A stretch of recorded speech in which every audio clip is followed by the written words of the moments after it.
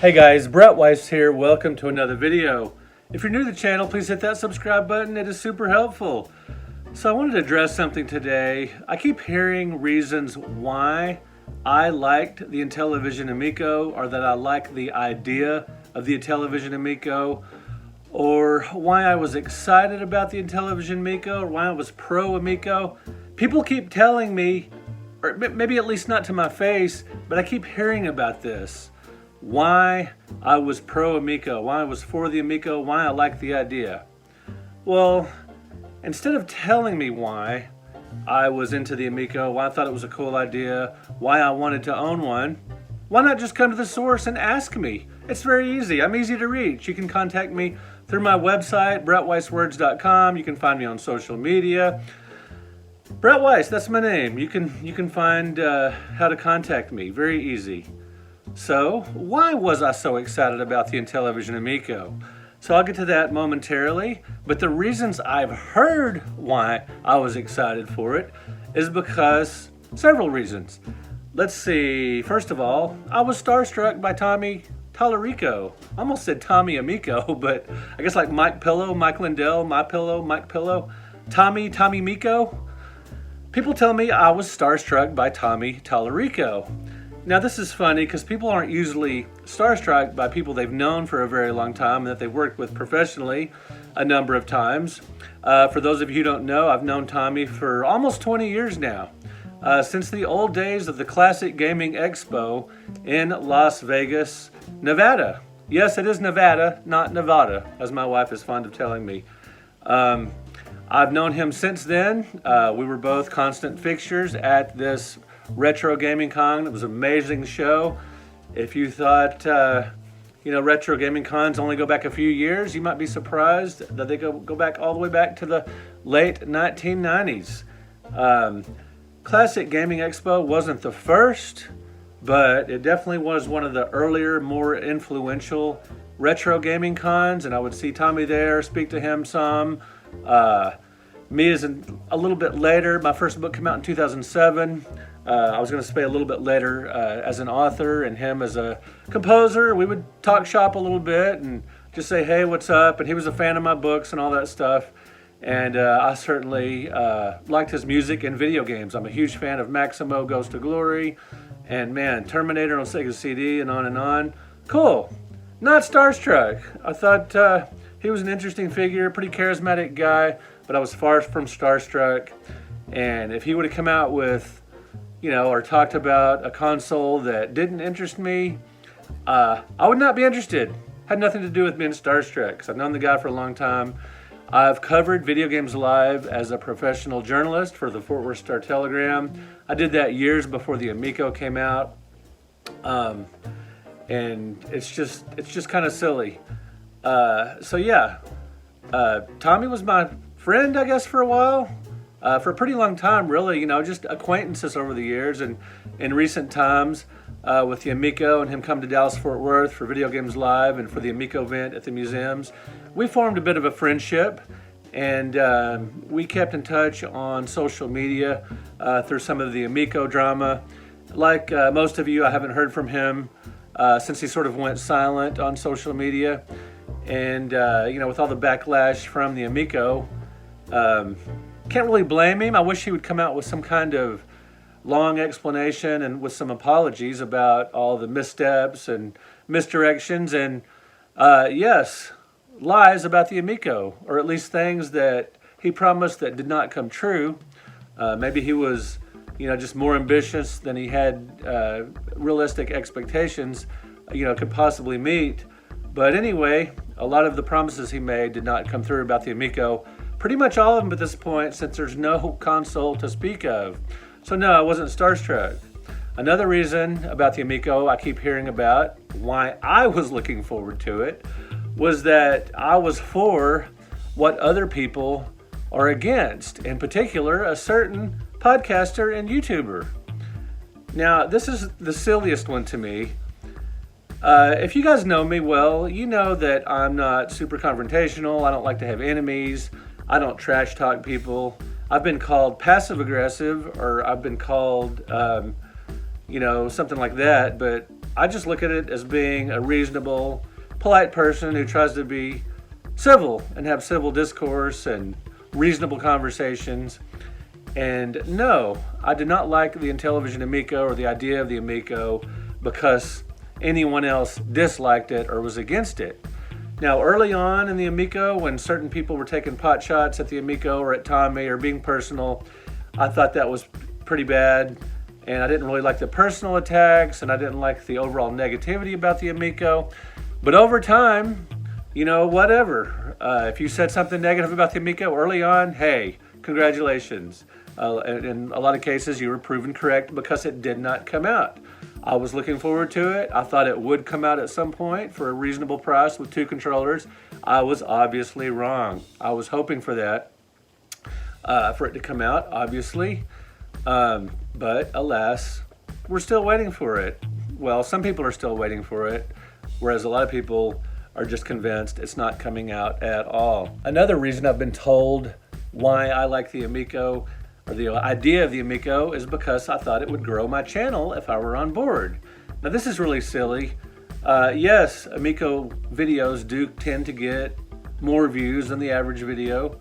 Intellivision Amico drama, people tune in for whatever reason, but I could just as easily gone negative or gone neutral. I could have just had, any videos about the Amico, pro or con, or maybe just stirred up more drama. Those would have gotten views and maybe added subscribers as well. So being pro Amico isn't necessarily a boon to my channel any more than being negative or neutral on the topic would have been, as long as I were talking about it and making videos on it, whatever. Well, this shirt fits me like a dress. It's an older one, but it's cool. One of my favorite movies. Anyway,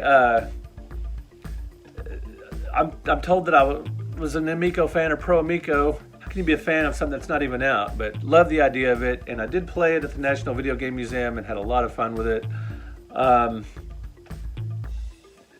That's just no reason that's not why I like the Amico, why I said I like the Amico, why I did pro Amico videos to grow my channel, because I could have done that with, like I said, any take on the Amico would get a lot of views, so that's kind of silly.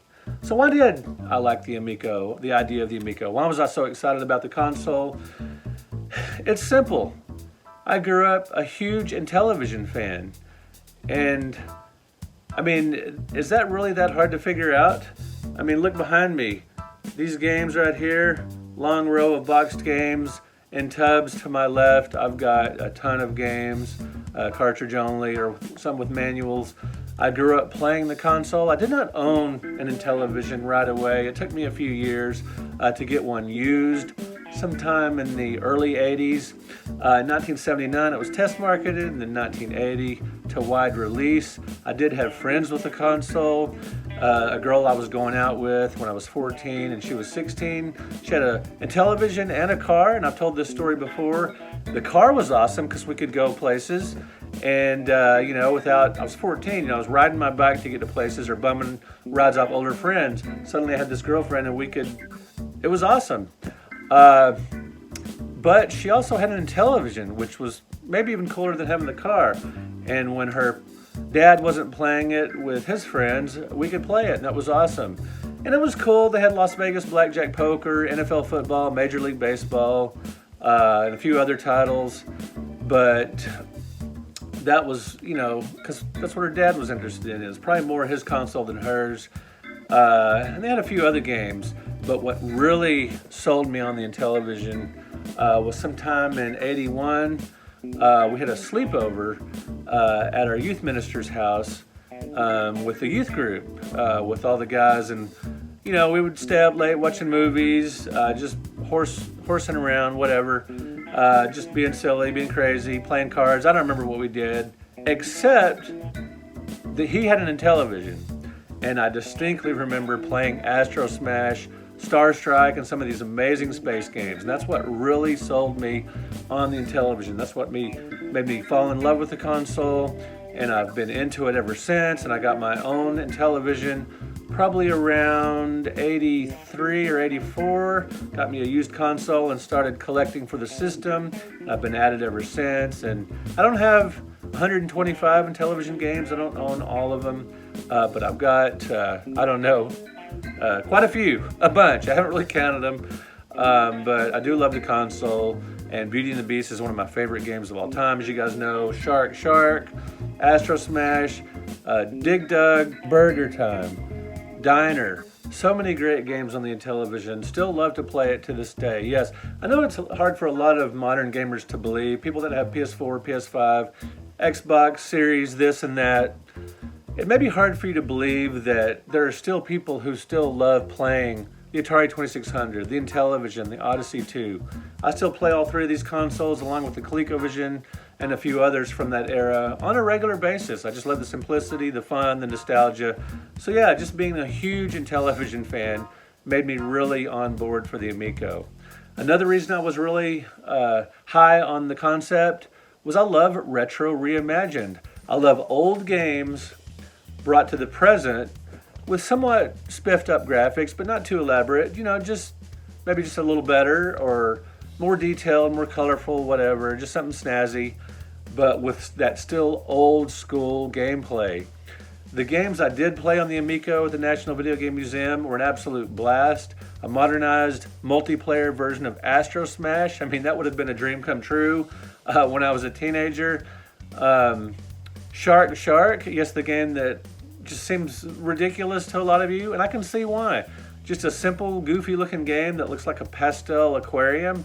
I can see why, you know, if you're playing Call of Duty Modern Warfare or Dark Souls or something, I could see why you think that was goofy and a ridiculous waste of time, and why nobody should like that. But I just love the simplicity, the simple challenges, and just the retro reimagined thing is big to me. Night Stalker, holy cow, a modern version of that. Never got to play it, unfortunately, but wow, that just seems like such a cool concept, because back in the day, Night Stalker, you know, that was considered cutting edge graphics, the Intellivision game. It just looked great. And a modern version of that, you know, just a really cool maze shooter. Man, I was on board. And the concept of, you know, just retro reimagined arcade games. You know, Tommy, he talked about a lot of IPs that, you know, obviously he hadn't actually signed up for yet. He talked about a lot, you know, when people would just mention a random arcade game, he was like, yeah, why not? Let's do it. Or, yep, or whatever. So he promised a lot that obviously he didn't deliver, or at least referenced a lot of things he didn't deliver, whatever the case. But, you know, a new version of Burger Time, the next Earthworm Jim game, you know, we barely saw any of that, unfortunately, so that apparently never got off the ground. Whatever. And, you know, just being an old school gamer, simple graphics don't faze me. One of the biggest criticisms of the Amico was that it has simplistic graphics. Doesn't faze me one bit. I paid $200 for a ColecoVision Phoenix that has ColecoVision graphics. Those are simplistic compared to today. A lot of these new homebrew games are anywhere from $25 up to $80. You know, if you're getting a box and the manual and everything for certain companies, most of them are between $40 and $60. Cartridge only, you're probably paying $25, $30, $35, whatever. People have no problem, or a lot of people have no problem, you know, paying these real high prices for homebrew games, but homebrew games typically don't get the trolling. You know, why are you paying $50 and $60 for these garbage games with cell phone graphics or whatever? But that's fine. I can understand why people were skeptical about the Amico or thought it was ridiculous. I totally get that. If you thought the Amico was a dumb idea, a bad idea, I understand. You know, when you've got your Xbox 360 with multiplayer games, and you got your Switch, family-friendly multiplayer games, why in the world would there need to be Amico? I can totally get that, but I, on the other hand, was looking forward to it because of my long history with the Intellivision, my big interest in retro reimagined games, and just the fact that, you know, another reason I was looking forward to it was that I actually got to play it at the National Video Game Museum. Now, a lot of people are saying, well, what was that in that Amico shell? Whatever it was, the games I played were a lot of fun, and I was really hoping they would come out. And I even envisioned, you know, getting this console with 2 really cool Amico controllers, and was I going to settle for, you know, friends that would come over or family members that I could get to play, them just using their cell phones as controllers, or was I gonna plunk down for 2 more controllers? Regardless, I was gonna wait till it came out and see how that panned out. But alas, that day will probably never come, most likely never come. Not only because the console will probably never come out, is at this point, I may not, if it does come out, I may not even buy it. If it's $300 and something with 1 controller, I doubt I will get it. Although, unless I'm just super dazzled, and maybe, you know, maybe what sold me on the Wii was going to somebody's house to play it. If I go to one of my friends' houses, and I know people that are still gonna buy a Wii, there you go. I know people that are gonna still buy a Amico if it does come out. And if they do buy an Amico when it comes out, and I go to their house and play it, and I'm just dazzled, then maybe I'll get one for myself. But at this point, it is not looking likely on a number of fronts. But anyway, there you go, guys. Just wanted to clear up some misinformation that keeps getting handed around or posted or talked about on streams or podcasts or YouTube channels or whatever. People telling me why I was looking for the Amico was kind of interesting. Just come to the source. Yeah, it's a drag that it got as dramatic as it did. It's a drag that it sort of inspired all this hatred, and I can understand it on a lot of fronts. There were people who got screwed out of their pre-order. There are people that got screwed out of investments. I totally get it. I get the anger at this point. I get the frustration, and I hate that it came to this. That's a really drag. I like to keep things positive on my channel, and yeah, I'll cover a tough topic from time to time. I'll cover a negative topic from time to time, but I don't really like to trade in hate. That's just not how I roll. But I do love a lot of things, including retro gaming. And if you love retro gaming, please consider hitting that subscribe button and let me know in the comments why you were looking forward to the Amico back when it actually seemed kind of possible. A lot of you guys from the very beginning said you knew for a fact that it wasn't coming out, that it was a dumb idea. Well, at this point, I guess, you know, you were onto something. But, you know, early on, to me, it seemed like a possibility. And hey, if that makes me a bad guy, so be it. I just thought it was a cool concept for a console, and I wanted to play some retro reimagined arcade games, some retro reimagined Intellivision games, because that's how I roll. I am old school. Thank you guys so much for watching. Thank you for liking this video. And again, thank you for subscribing to the channel. We will talk to you in another video.